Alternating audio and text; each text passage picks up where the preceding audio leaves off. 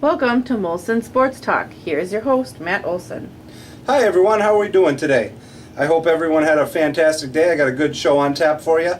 We did have the Major League Baseball trade deadline yesterday, ending at 3 p.m. Central Time. There was a flurry of activity, especially late with the MLB trade deadline. Let me go over my winners and losers for the trade deadline.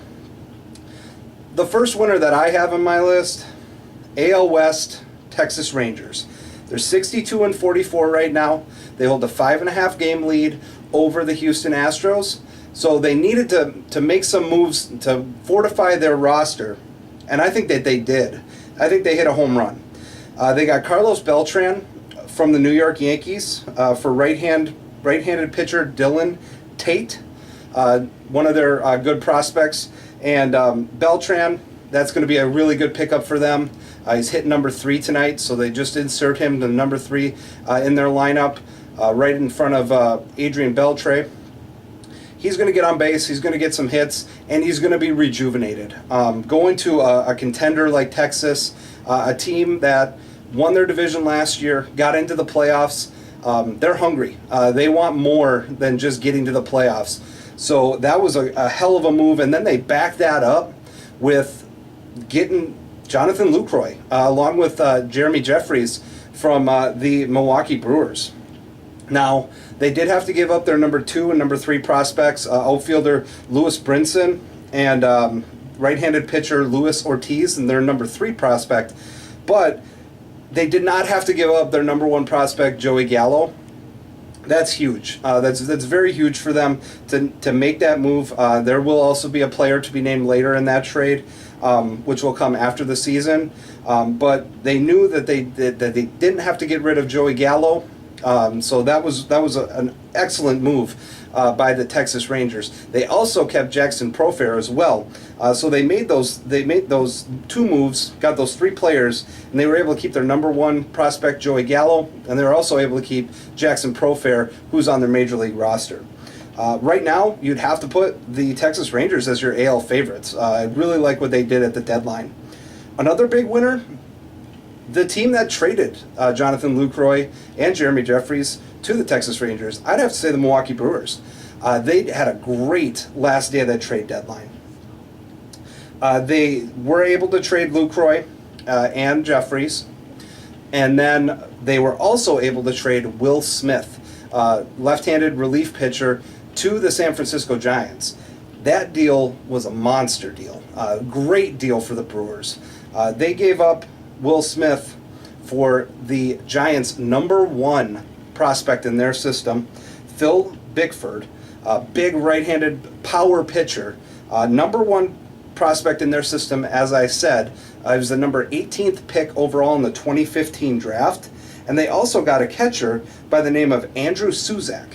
Watch for him. He could possibly take over the spot vacated by Jonathan Lucroy. I really like what the Brewers did. They added some really good talent. They're in the middle of that rebuild. General manager David Stearns is all about acquiring all that young, controllable talent.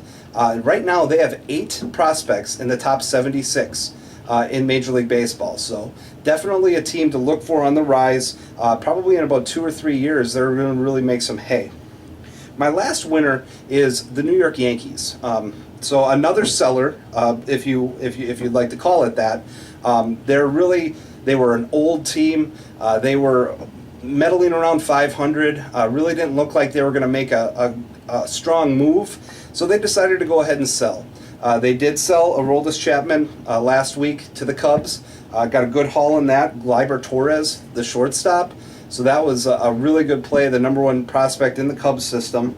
They also traded Andrew Miller to the Indians. And they were able to get Clint Frazier, Justice Sheffield, among others, for the Andrew Miller trade. And then they made the trade with the Texas Rangers. They got rid of Carlos Beltran and they got younger with Dylan Tate. So I really, really like what Brian Cashman did with the New York Yankees. That farm system now is easily top 5. They entered the season at 27.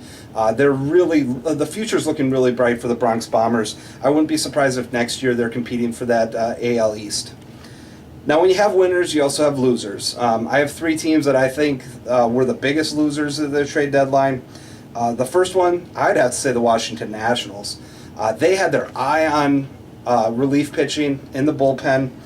They were able to get Mark Melancon, been kind of up and down with the Pirates this year. But I think they needed more. I think they needed to get another lefty in that bullpen.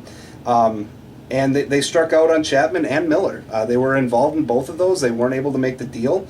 The Cubs got better. The Indians got better. The Nationals did not by missing out on both of them. I expected a lot more from the Washington Nationals. Another one, the Chicago White Sox. What are you doing? Like, you're kind of like the Yankees, but at least the Yankees sold. You're just mirrored in this, well, do we go for it? Well, do we rebuild? What are we doing here? That starts at the top. That starts with Kenny Williams, General Manager Rick Hahn, and also Robin Ventura. What is the direction of this team? What do you have that you're looking forward to? White Sox fans, I feel bad for you guys. I really don't know what this team's identity is. I don't know what they're doing.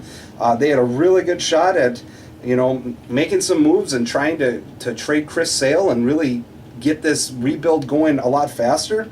And they didn't make it happen. They traded for James Shields. I know the rumor was they were trying to get rid of him too. So they weren't able to make anything. They did do a trade with the St. Louis Cardinals and picked up a mid-level prospect. They got rid of Zach Duke, but there's just really no direction in Chicago as far as on the south side. The last one would be the Houston Astros. I think they're one of the losers on this trade deadline. They were rumored for Jonathan Lucroy. That would have been awesome if they would have been able to make that deal. Would have hurt Texas and it would have helped them. They are trailing Texas right now by 5.5 games. The only deals that they made, they traded starters Scott Feldman and also Josh Fields. Feldman to the Blue Jays and Fields to the Dodgers. All they got back were some, 19-year-olds. 18-year-olds that aren't really going to help them in a pennant push. They need to keep up with the Rangers. They absolutely need to. I would look for them to try to make a deal in this waiver deadline that ends September 1st. But it's going to be hard. It's a lot harder to make a deal in the waiver deadline. Those players have to pass through waivers, and then you can make a deal for them. That's going to be a lot harder than it was with this non-waiver deadline. I expected more from Houston in that aspect. Guys, hit at me at MolsonMan86 on Twitter. Let me know your thoughts. Follow the page. Follow the Facebook page, Molson Sports Talk. What do you think? Who are your biggest winners? Who are your biggest losers in this Major League Baseball trade deadline? As far as going forward here, we do have the NFL Hall of Fame weekend this weekend. I'm a huge football fan. I'm really looking forward to this. I'm going to make my first trip out to Canton, Ohio this weekend to see the enshrinement. So I'm really looking forward to that. Be watching. I'm going to have some videos up here on my trip. So be watching for that. But as far as tonight goes, we are done. Honey, I do want to let you know that I am watching some team basketball here. Looks like we got Team Colorado against Team Alaska. So I'm watching these young guys play some ball. So I'll be up a little later, okay?